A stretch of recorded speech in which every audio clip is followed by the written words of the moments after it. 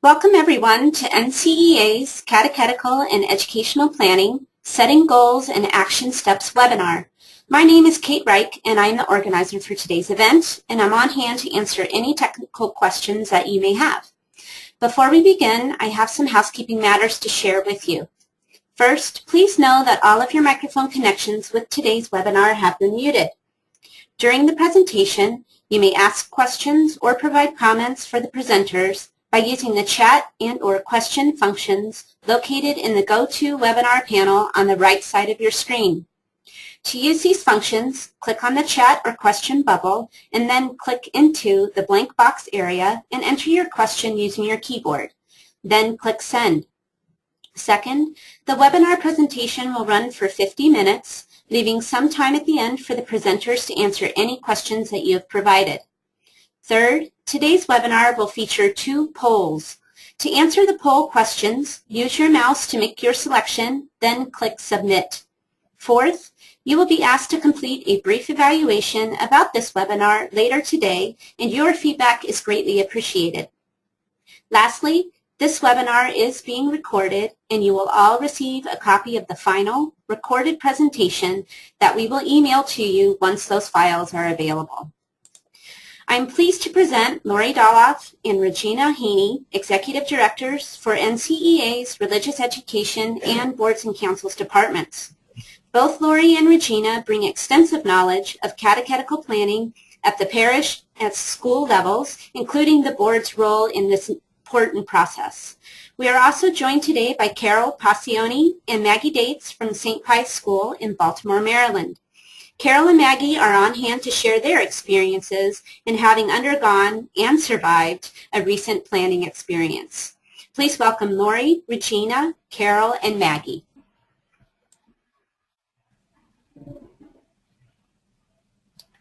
Thank you so much, Kate, for welcoming us here today, and thank all of you for taking a bit of time to focus on this important topic. As we said in the information that went out ahead of time with this event, our outcomes that we hope to achieve by the end of this hour is that we'll be able to outline basic steps for setting goals that flow from identified critical issues. Secondly, that you'll be able to name some practical considerations for developing SMART plans that include action steps and other details for a catechetical and educational plan.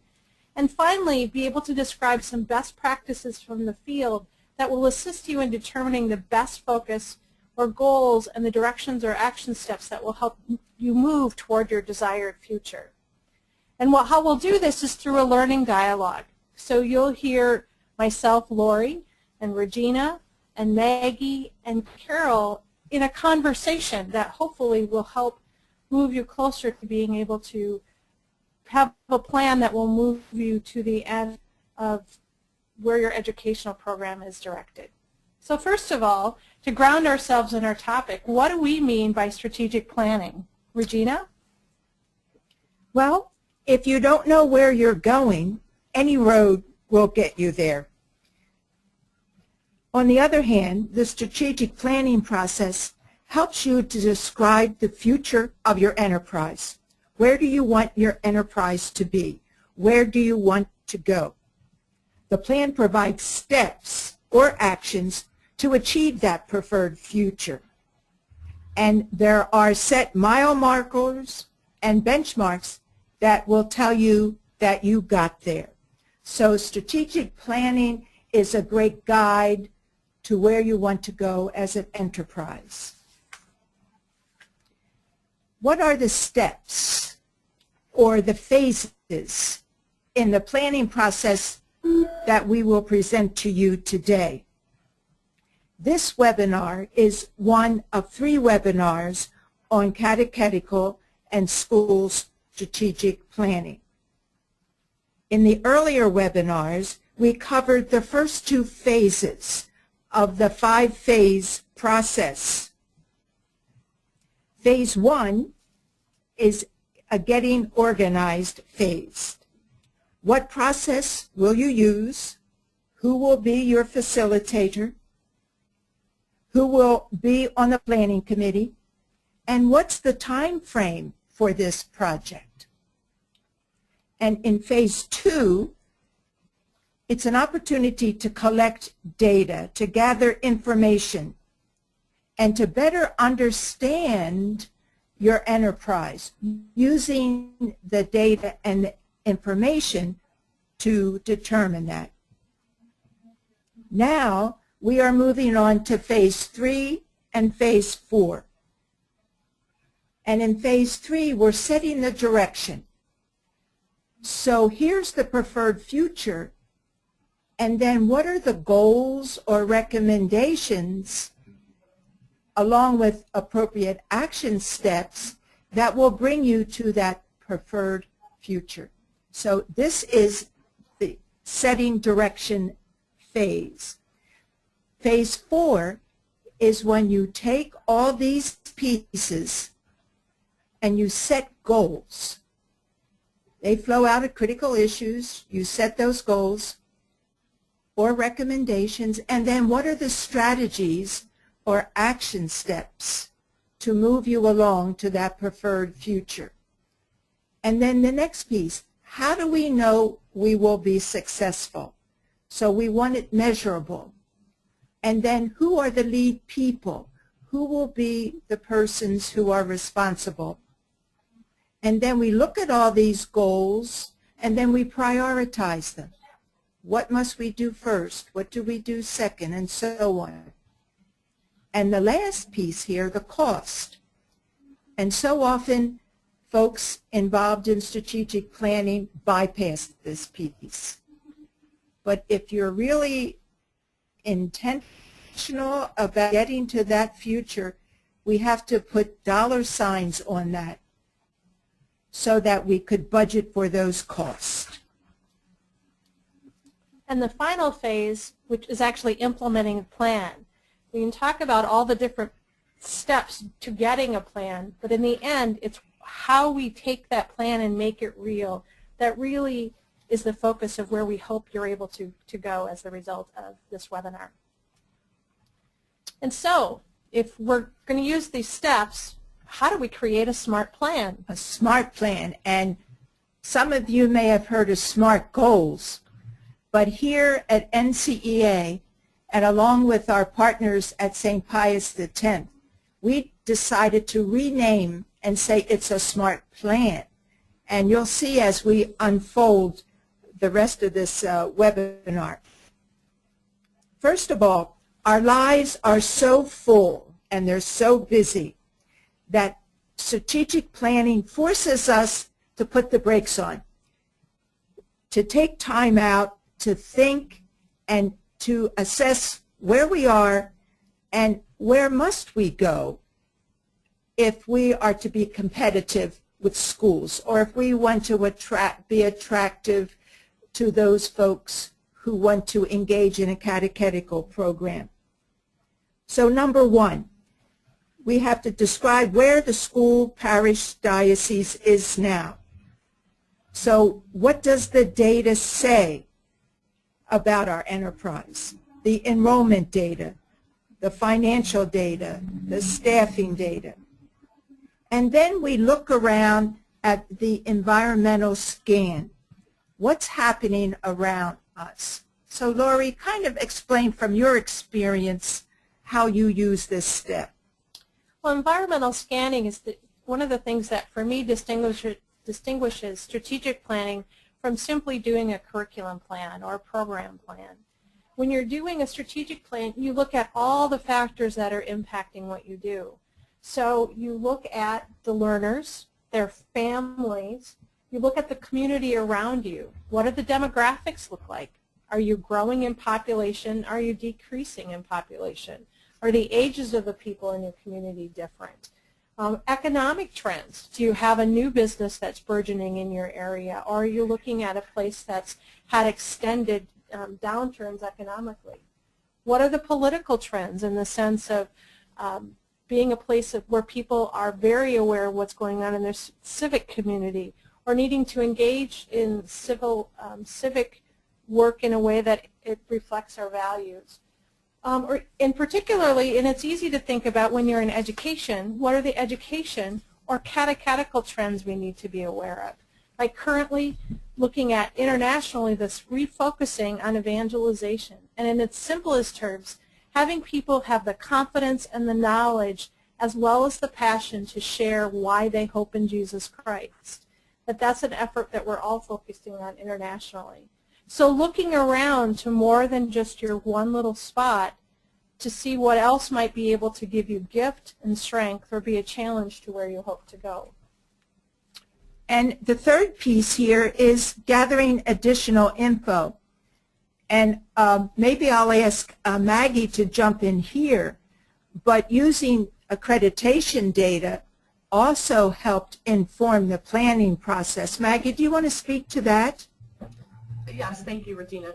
I think for St. Pius, one of the pieces for us is we have just recently gone through accreditation, as you mentioned, but even prior to that, as part of an archdiocesan school, as part of the Archdiocese of Baltimore, we had have done studies on viability, which look at not just enrollment data, but facilities and Catholic identity and staffing. And so we have had the fortune of being part of a system that does look at and analyze and gather data, which helps us as we begin to move forward.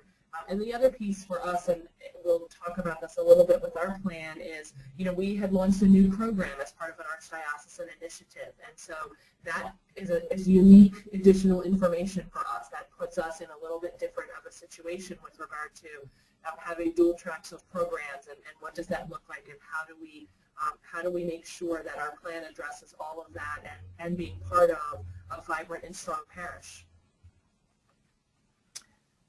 So these three arrows kind of summarize getting ready, gathering what we know about our institution or our enterprise.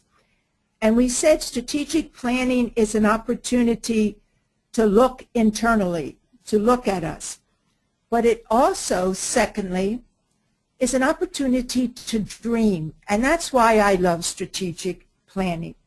What can we be? How can we be all we can be? And at this point, here are some questions you might consider. What if questions? What if all families engaged in the life of the parish? What if? Wouldn't we have a vibrant parish? What if all the seats in the school were full? What if? What if religious education was more important or just as important as sports or more important as sports? Now there's a question. So it's an opportunity to dream. All right, now the next box that we're going to look at are the critical issues. Looking at all the data, what are issues impacting our parish, our school, our religious education program? So what are those critical issues? And next we take a look at what will the plan look like? How will the plan unfold? The SMART plan. A plan that's specific, a plan that's measurable. How do we know we're successful? A plan that's attainable, it's realistic, and it's relevant. It's relevant to today, but yet will push us into the future. And it's timely, that we know when it will begin. We know when it will end. And we know when this goal will be implemented within this time frame. So it's a SMART plan. So when we begin this, to think about, we've done a lot of work before we got to a vision. We rooted in the reality of where people are with the data, with the environmental scanning and the additional information to help us articulate what are our dreams and our vision. And from that then, what are the critical issues from everything we know that we need to take into account as we do our plan. And so with this, we then think about what are vision statements that might help us propel us into our plan and are resulting from this whole sense of scanning. And an example is from the Diocese of Lafayette in Indiana, and for the diocesan office. Their vision was that the Pastoral Office for Catechesis strives to form faithful disciples of Christ who proclaim and live the gospel. This came from them because they have critical issues around evangelization. And another from a parish was that the parish exists as a vibrant, welcoming parish of faithful servants who adore Jesus as Savior, live the new evangelization through sacrament and catechesis, and proclaim the gospel to all people through a lived faith and outreach. Again, shared some of those same critical issues. Yeah, and Laurie, if I may just remind folks, a vision statement is not a mission statement. A mission statement is about the purpose of the enterprise, why the enterprise exists. A vision statement, on the other hand, is an imagined future. It's an imagined idea or a goal toward which folks aspire. So what do we want to be? What do we want to look like? So Carol and Maggie, we invite you to share the vision statement that you came up with in your plan for St. Pius X. Thank you. I think for us as we, and we spent a lot of time on this as our, in our strategic planning. This was really, we had the data and we looked at all of that and had identified some of our issues, but really we knew that it was important to really to be rooted in this in all that we did. And so we spent a lot of time looking at what this would look like for us. I think the first is just, who we are, more kind of a statement of what we are. Then as the vision statement goes on in the subsequent paragraphs, it talks about that we looking at how we want the students to develop, engaging, being nurturing, the environment. So looking at their gifts and abilities, and then the final section, for what I look at it is through the partnership. But it's not just me as the principal. It's not just a teacher or a parent or families. That it really is the idea that we have to work together to collaborate. And we spend a lot of time on language because we talk about dedicated collaboration. That's not just a let's work together. Innovative thinking.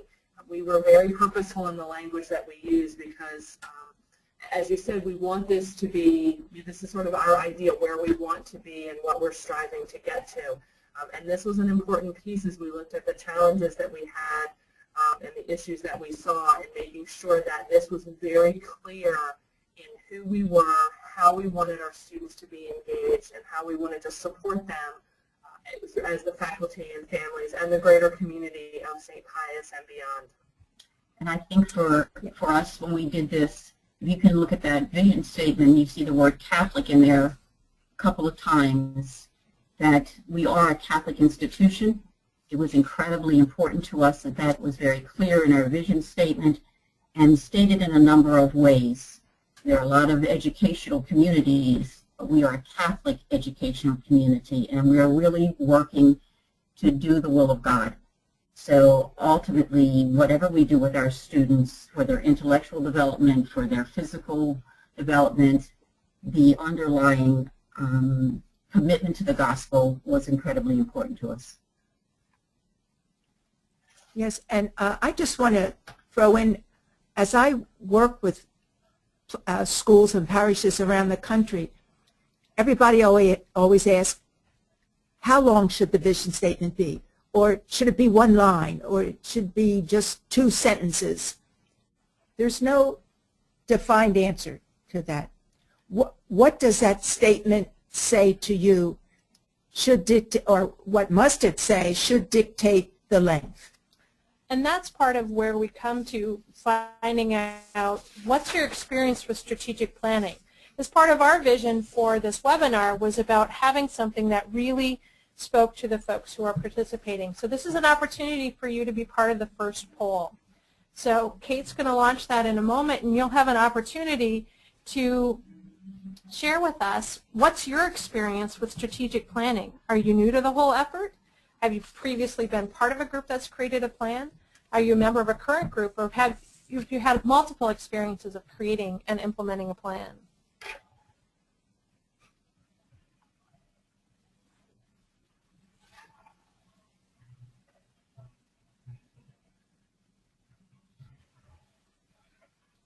All right, we'll take about another 20 seconds or so.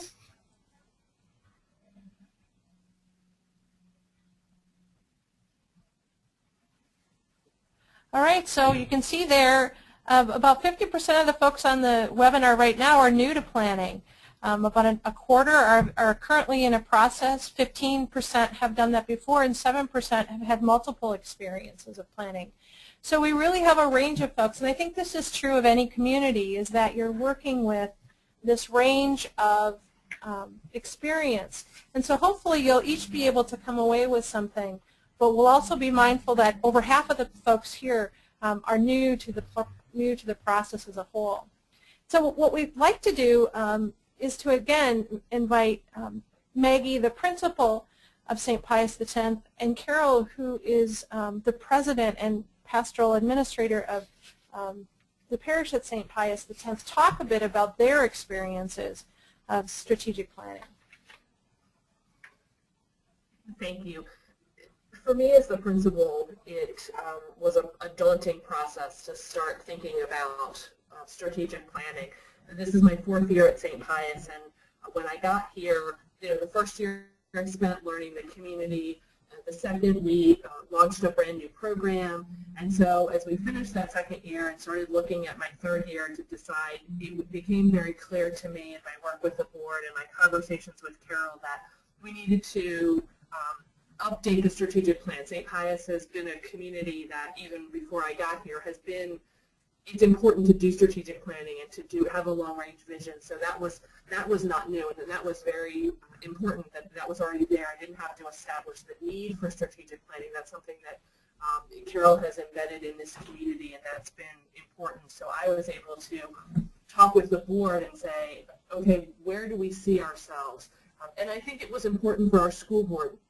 They had functioned in a variety of different ways, and so I think they were unsure as I came in as a new administrator what their role was going to be and how they were going to be called to further the mission of the school and to work with us as we move that forward. And so we really wanted to redefine the roles of the board. We wanted to affirm the mission of the school. It was important to move the school forward, and so we made the decision to spend last year doing strategic planning, and we really suspended the work of the board other than, for example, budget or critical decisions that need to happen, and really the entire school board was part of the process. And so that I think was really important for us because they then had a real buy-in and not even that an understanding of the process and what was happening.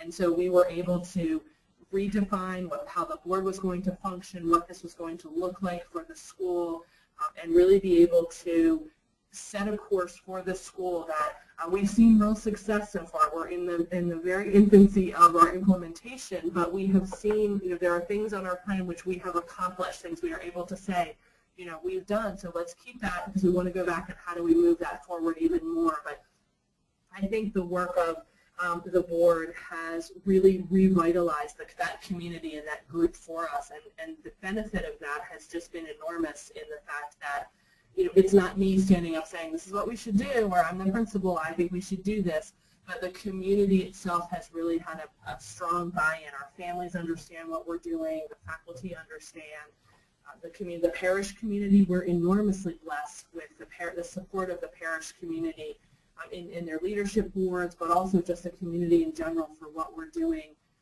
at the school. And so it has been a very energizing process for us, for me, I believe, but I think we've seen real growth in this process. Just picking up where Maggie left off, our school is a parish school, and so a lot of the planning at the parish, we've done 2 strategic plans since I've been here at St. Pius X, that includes the school. The parishioners have been asked about what the needs and aspirations of the parish are through surveys, through meetings with stakeholders. We've looked at best practices for the parish, and we did a similar process when we did the strategic plan for the school. What I found, though, with the strategic plan with the school, because it was so well organized and so outlined for us, is the learnings that we got that will never appear on paper.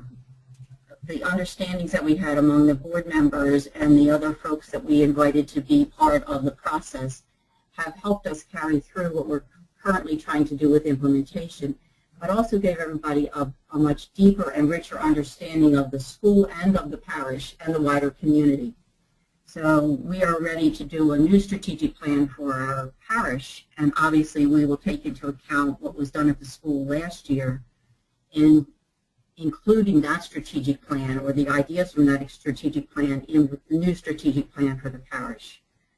We were able to, through the process, engage a much broader community, not only of parishioners and school families, but other people from the community in the school strategic plan, and I hope we can copy some of that when we do the parish strategic plan next year. Well, thank you. And one of the things that I found most helpful in preparing for this webinar was really listening to Maggie and Carol tell the full story, because it really does come down to what had been critical conversations for them that led to their plan. And Regina, what are some of the critical issues that you've seen folks wrestle with as they begin their plan?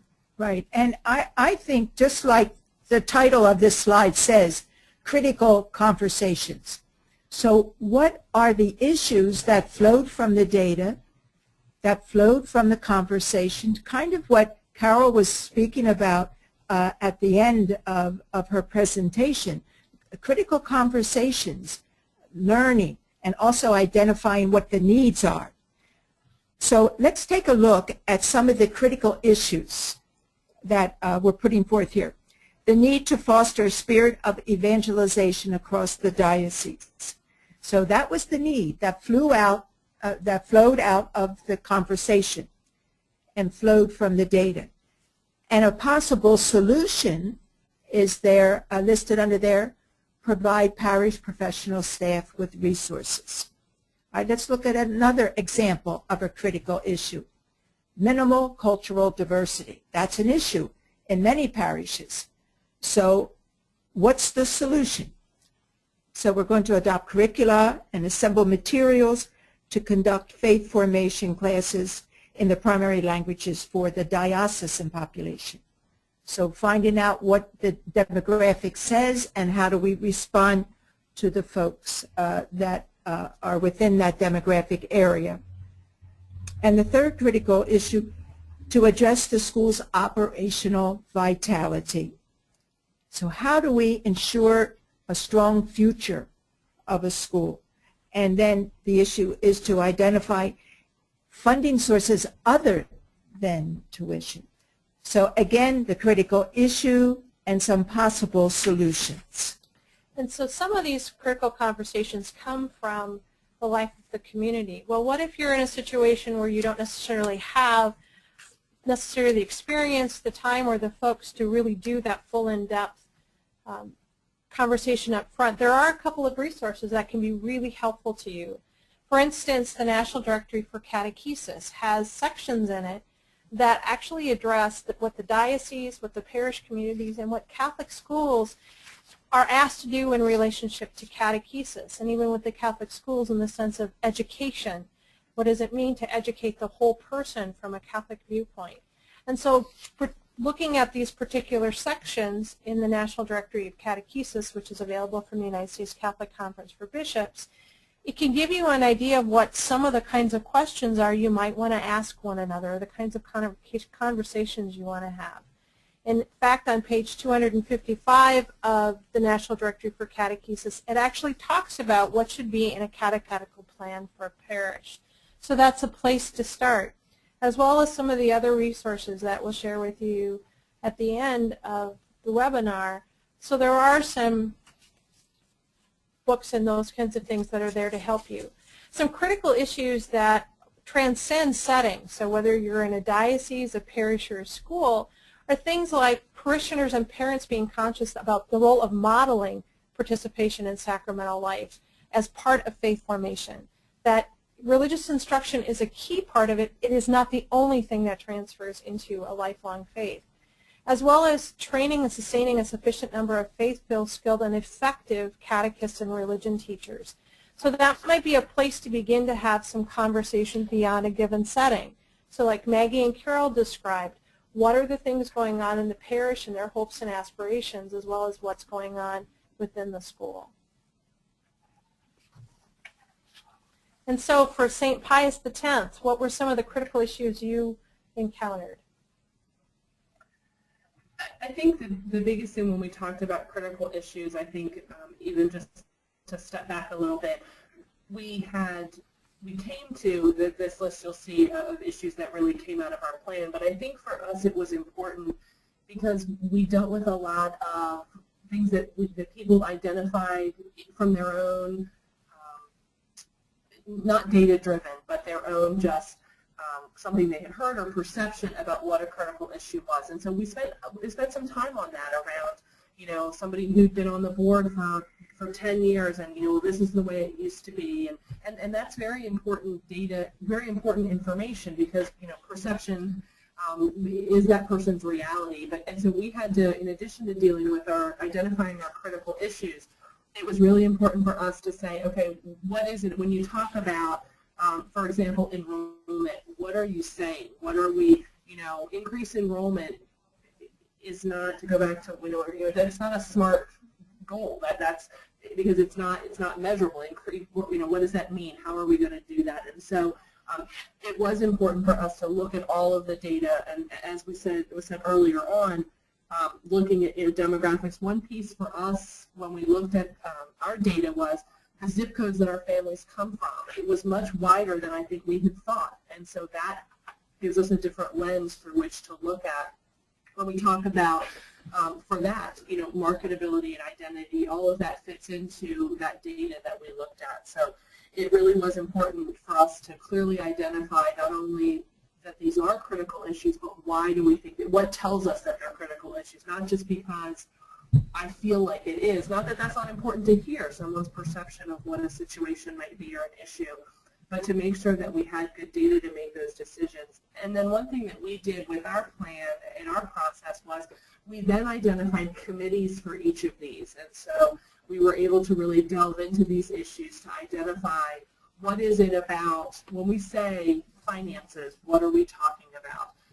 What is academic excellence? What is that going to mean for us? And so that was a way for us to increase the buy-in of the board and the community that Carol spoke about, because we were able to say, okay, look at this issue, look at finances. What does that mean? What are we going to be doing? What is it about that, other than every school and parish needs more money than we have? But what is it? What are we trying to do, and what is that going to look like? So that committee structure for us to develop around those issues was really important in our planning and working for the board. I'd also like to add that the last one, the constituency support, really is critical to us.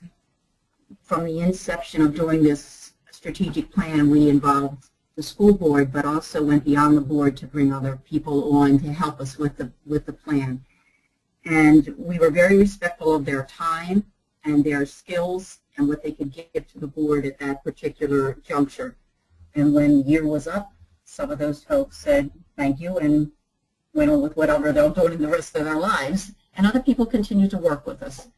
But beyond that is looking at the entire parish, the larger community, the wider community, and the archdiocese to make sure that we're in sync with the policies, to make sure that we are understanding the direction that our Archbishop has given to us for our parishes and schools, and that our plan fits that, and that we continue to walk in partnership with that.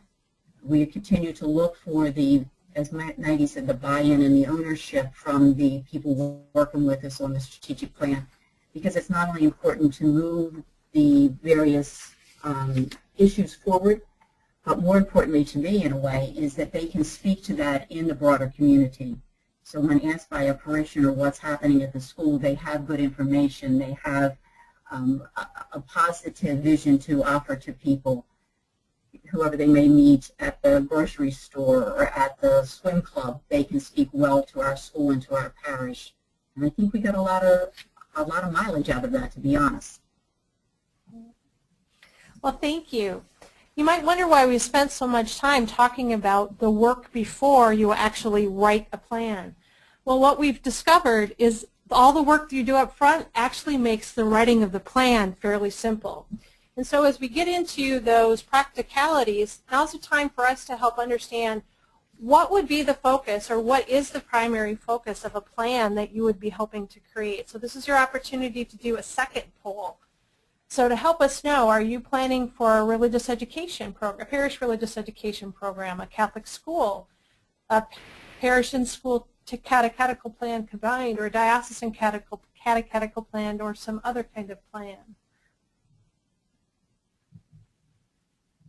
This may be a time, too, if you've been sitting for a bit, just to stretch your arms over your head just to get the blood flowing again. I know about, for me in the afternoon, sometimes that little bit of mental stretching is important to stay alert and breathe in the Spirit in the midst of our day.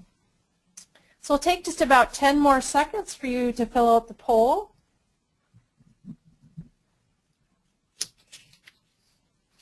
And so it looks like we've got a kind of cross-section of folks who are doing various kinds of planning. So we'll, again, try to do plans that address all these different situations. So some of the considerations for parish-only, school, combined plan, as well as a diocesan plan. What we invite you to do for a moment is to enjoy this cartoon. Enjoy this cartoon.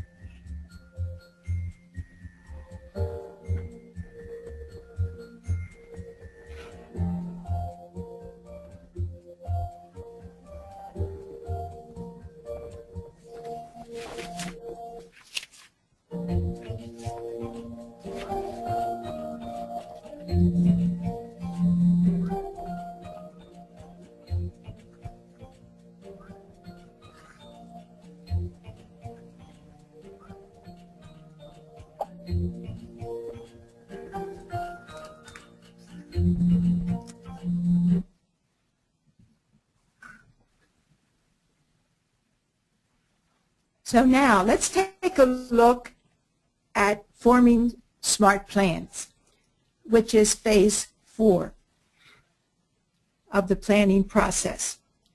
So developing those plans, I'm trying to wait for the slides to catch up.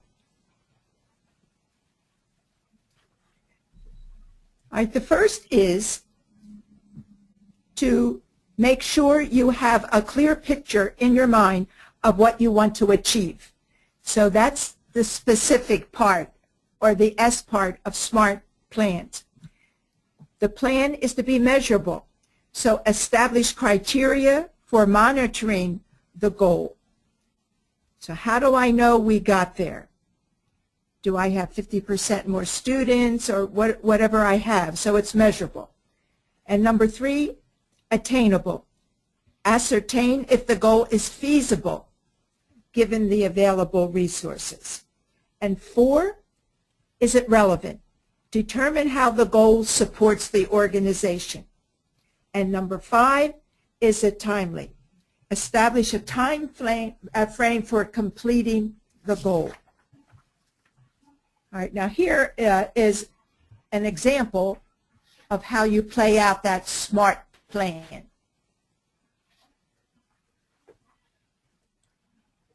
So if you think about, you want to create a multifaceted communication plan for dioceses, and its based measurability is around a survey of how people receive and respond to information. The attainability is that people will receive and respond to the information, and it's relevant as it's talking about the technologies that are used now, and it's timely because it's in spring of 2014.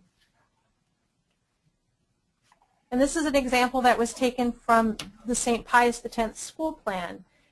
Carol or Maggie, do you have any comments that you'd like to make about that?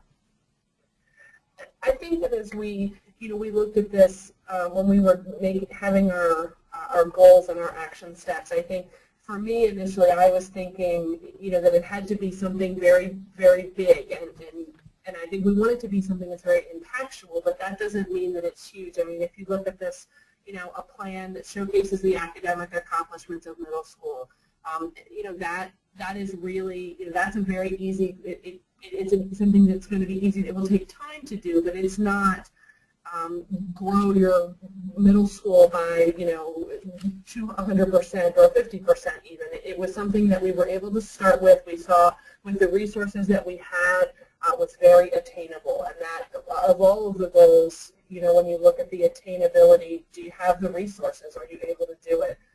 Because the best ideas don't mean the paper that they're printed on or the email they're in if you're not able to do that. And so when we looked at this, we started the discussions for this, and we have a good plan. It's not for the implementation is next school year, but we have we've started the dialogue. We have a good framework of what this is going to look like for us already. So this was something that was a good example for us, and something that we think we're going to be able to see real success in very quickly.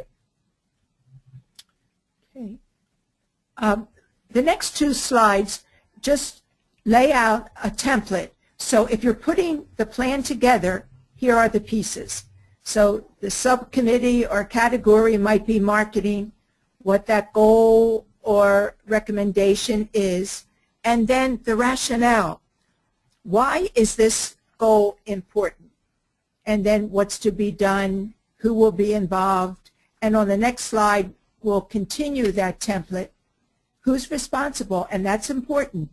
So if nobody is, everybody is, and we know that doesn't get things done. All right, what are the needed resources? What budget is needed? How much money? Again, that cost is very important. And how will it be evaluated? How will we know we are successful? And that's important. That's important that you determine that before you launch the plan. How will we know we accomplished that goal? All right, and when is it to be accomplished? So here's a sample of a SMART plan that we did at St. Pius. So if Carol or Maggie would want to point out anything here. I think for this, when we looked at the finance, looking at this as a piece, I think for me, the piece that I'd like to talk is probably on the next slide, and it's who will be responsible. And I think that for me is the most critical. A lot of plans or ideas that come out of it, I feel like land on my desk or one of my administrative team, because you're going to be the ones to make sure that this happens. And while we certainly want to be a part of all that goes on, if you leave it to 1 or 2 or even a small group of people for an entire strategic plan to be implemented, that's not going to happen. And so it is important to have while it says on this one that Carol and I are responsible for this happening, we have a good, it's talking about a standing committee of the board, and so the school board is involved with that, the finance committee being established to really look at the revenue streams and tuition. So all of the pieces are important, but I think for me to be very realistic in who will be responsible, and it needs to be somebody that has the capability of seeing that through and will be able to drive that and stay on top of that process, because I think that that is critical. Again, as with the budget, if you don't have the money, but if you don't have the personnel or somebody to do that, none of your plans are going to get off the ground. I mean, for this one, I'm glad you picked this one, Regina, because this has been accomplished by fall of 2013. This is accomplished. I won't say the work is done because there's always more to be done, but this is something that we have put in place. It came really from the school board, and so I was very fortunate in this that because of the importance of this, they really drove this to happen. And I'm going to add that I think one of the reasons this was accomplished so easily in a way is because through the strategic plan we set up the committees, and there was a lot of shared mutual respect, understanding of people's skill sets and talents and expertise, and so it opened up possibilities for people to see where they could continue to serve, and it also opened up possibilities for people to invite others to be part of this. So when this Finance Council for the school board had to be established, it didn't have to zero down just on the same 2 or 3 people. The other folks have been invited to be part of this, as with all of our other committees, but because of the relationships that were nurtured and fostered during the planning process, I think the board members and those who were going to chair these committees felt very comfortable then asking people beyond that group to be part of the committees, to join them in moving this strategic plan forward. And I think you've both outlined some of the benefits of strategic planning. Before we get into that, I want to mention that you will have the access to the full action step template. So if you didn't get a chance to write everything down, you'll see it when you get the copy of the webinar, but you'll also be able to download a template. You'll get information about that when you get the webinar as well. Mm-hmm. So what I like about this slide, in addition to what Carol mentioned with regard to ownership, I think it's a possibility to extend the horizons. Again, going back to visioning and dreaming. Mm-hmm. And I think that's really what all of this catechetical planning is about. When you're getting organized, taking stock, setting your direction, and developing your SMART plan. And the implementation is about making that dream come true and extending the horizons, particularly when we talk about catechetical and educational planning, about developing the whole person that then again influences the whole world around. And we want to make sure we include you in the dialogue. And so we had some questions that were submitted ahead of time that we'll begin to address, but if you have questions you'd also like to pose for us, if you would type them into the box, and we'll answer them as we have time. The first one that was submitted that we want to address was, what are some key items to make sure happen so that the process doesn't fizzle? Carol and Maggie, you've talked about a couple of those, but what were really important things that have kept the momentum going as you were through the planning process? I think our choice of the chair for this strategic plan was critical. This was a person who was not on the school board, but brought great passion for the school and the parish to the plan, is involved in other ministries here, so had a broad view of what we do at St. Pius X. And we respected the fact that she could give us 1 year. So we didn't try to abuse her talents and keep dragging things out of her, but she really kept us on task along with Regina. I think the moving step to step, our committee could see that we were making progress. I think we've all been involved with groups that you go to a meeting this month, next month, the following month, and you look back and you say, we've done nothing. And that was not true of the strategic planning process. Some of the steps were small, some were larger, but we saw the progress month to month. The board specifically asked for Regina or an outside facilitator to be part of this. basically to keep the process moving. And so they didn't depend on themselves, as well-intentioned as they were, to hold themselves solely accountable. Someone else was holding them accountable. And now the committees of the board are holding each other accountable. So we got that to continue over to what we're doing now. I'll say one other thing. I think it's important that you move. We made mistakes. You're going to make mistakes. But I think movement, trying to discern the best place to go, but movement in and of itself is usually pretty helpful to this process. Yeah, I like that, Carol, because even if you made mistakes, you still moved on. I like that. Yeah. I think, just really quickly, I think there were the timeline, and Carol talked about the steps that we made. We had a very clear timeline before we started, and while some of that had to be tweaked and adjusted, it wasn't, we knew that things were due. We knew that things had to be finished, and so a very clear timeline, I think, was important. I also think sharing with the parish and the school, mostly during the, before it was happening, I told the families, this is what we were doing and this is why. We report regularly to parish boards. Carol helps us with that and articulates very clearly what we're doing, and so there wasn't a surprise that people thought what we were doing. And I also think the other piece is that the entire school board was part of this.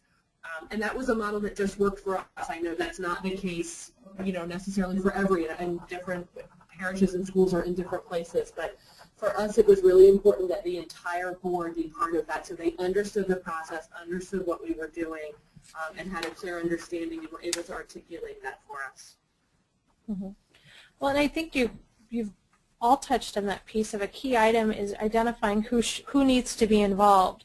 So who are the people who are good about connecting with the various stakeholders? So if you have a religious education advisory committee or a faith formation board, that if those people are connected into the parish, they help you do this. But also it's okay to take a small chunk. So if you're really new to this whole idea of strategic planning, would it be great to be able to do a whole catechetical plan at once? Sure, but to begin with something you can accomplish. And if you have a diocese that has a catechetical board or advisory committee, to even model what they've been doing so that you've got a place that roots the hope of where you want to go. This isn't just something nice to do, that it's going to actually have some benefit to people. If I could just add to that, I think one of the things that helped our plan go forward, both on the parish and the school, is exactly what you're saying, some success. When people can see something be improved or accomplished, they continue to buy in. They continue to see that this is a good process. So I would certainly agree, take something that we think we can be successful with, do it, show the success, yell about the success, and then move on to the next thing, and don't try to take on the whole process at one time. So, you're looking at that second question, what goals can Catholic schools and religious education programs share?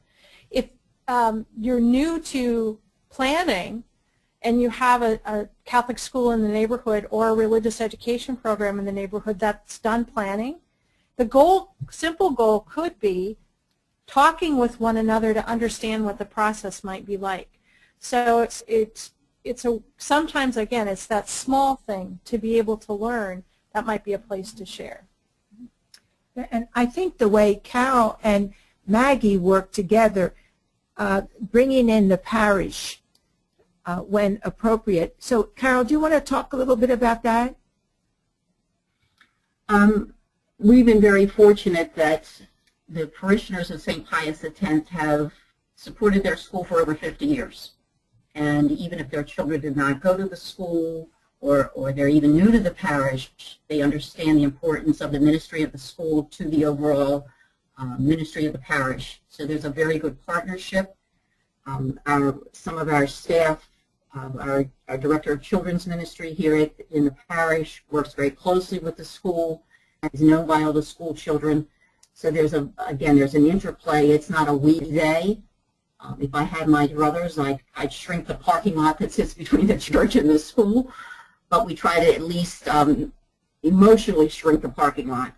And so I believe that our catechists in our religious education program are supported by our Catholic school teachers. We use the same space. Again, we've tried to minimize the distinction between the two as far as something that would be divisive. We see them both as positive ministries for our parish, and so that we hold both of them in equal esteem. Well, and I think that in some ways, noting that the time that we have left, we looked at the other two questions, how can parishes and schools recruit children and families in tandem in a unified vision, or how do you create, how do you teach in a minimal amount of time a large curriculum?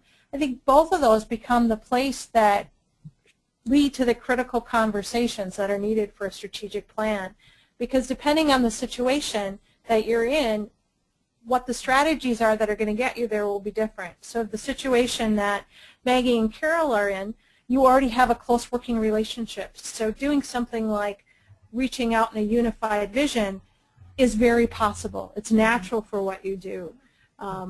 Or even having resources to do some planning. But if that's not currently there, if you do your scan of your environment and there's not that mutual understanding, it makes it pretty tough to be able to launch into that initiative.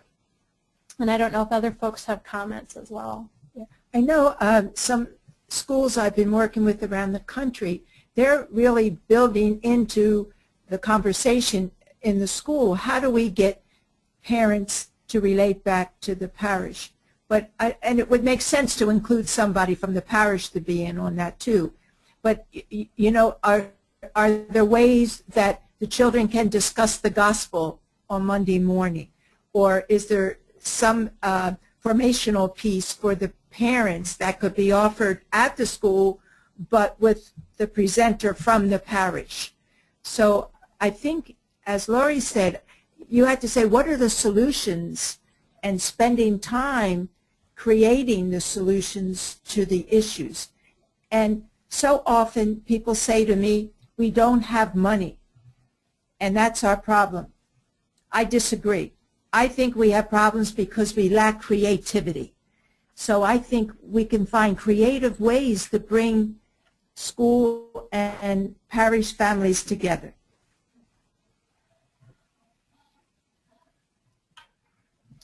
Well, and even if that sense of looking at a unified vision instead of competing, beginning to think about what does it mean to be a parent and how we support parents in making decisions for their child's education.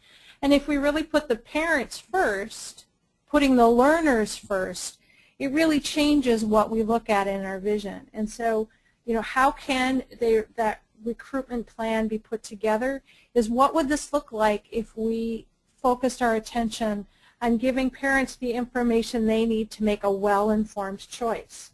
Yeah. What's going to work best for their child in developing the whole of who that person is, because that's part of what Catholic education focuses on as well. Yeah. I was wondering if we have a couple of seconds for Carol to respond to that too, as pastoral administrator.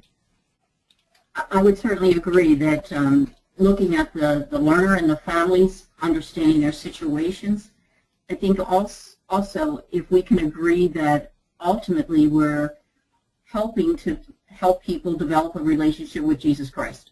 If that is our ultimate goal in all of this, then the how we get there is secondary in a way.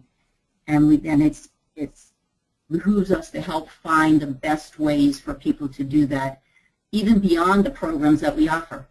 Are there other opportunities for people to explore the gospel? Are there service opportunities in our communities that we can connect people with?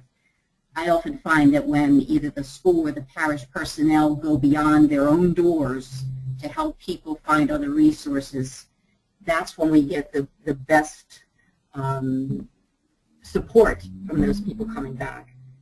We've had situations in our school where it isn't a good fit for a child. And Maggie's worked with the family to find a better place for education for that child. We get kudos for that. And those people feel more connected with our community than if we continue to let a situation that isn't the best for the child continue to sort of perpetuate itself. In our sacramental programs, one size does not fit all. we have to be able to do the pastoral care that brings us to help that person or those persons into a relationship with Christ. And it may not be exactly what we had planned from the beginning, but that's what we're called to do. And with that, we'll continue the conversations, and we continue in Christ and bringing folks into that deeper relationship. These are some of the resources I mentioned earlier that are available to you, including Dr. Ann Rote, who was part of the second webinar we did in this series. She's open to being a contact for you, as well as any one of us who are part of this webinar, to continue this conversation about how we move toward the dreams we have in serving Christ and echoing the gospel. So thank you for being part of this webinar, and may God continue to bring to fulfillment the good work begun in all of us. Thank you.